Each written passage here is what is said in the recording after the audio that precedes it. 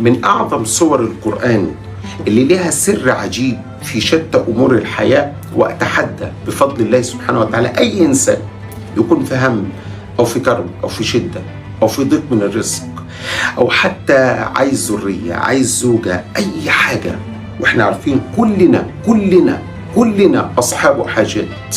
ليل نهار لنا مطالب عند ربنا سبحانه وتعالى.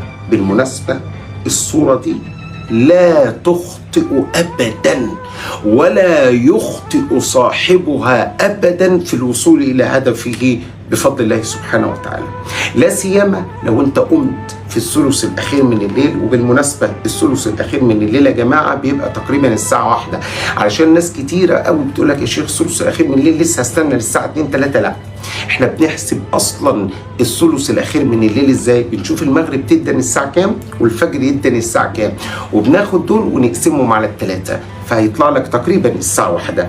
قوم في الثلث الأخير من الليل ده بعد ما تنام بدري إن شاء الله وتريح جسمك كده، واغتسل غسل الجنابة بنية التوبة إلى الله سبحانه وتعالى، واخرج استغفر ربنا سبحانه وتعالى وأنت قاعد كده على مصليتك، وصلي على سيدنا النبي صلى الله عليه وسلم بأي صيغة وبأي صيغة استغفار، بأي صيغة صلاة على النبي صلى الله عليه وسلم، بأي عدد، فمش شرط العدد. وبعد كده صلي ركعتين لله سبحانه وتعالى، وبعد ما تصلي الركعتين لله سبحانه وتعالى بقلبك وانت مصف كده النية، اقرأ الفاتحة واقسم السورة دي على الركعتين.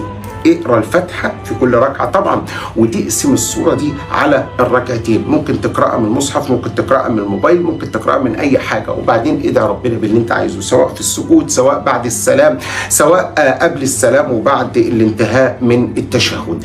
عارف ليه بقول لك السورة دي؟ وبالمناسبة أنا لسه ما قلتلكش اسم السورة، أنا عارف، لأن السورة دي أكتر سورة ورد فيها استجابة من الله سبحانه وتعالى. بالمناسبة هي دي سورة الأنبياء بعد ما تصلي على الحبيب محمد صلى الله عليه وسلم.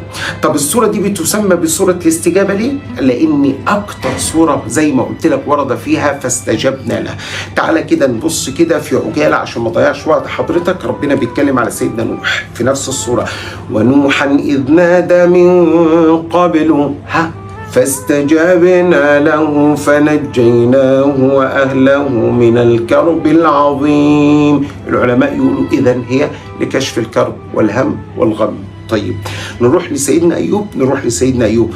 وأيوب إذ نادى ربه أني مسني الضر وأنت أرحم الراحمين.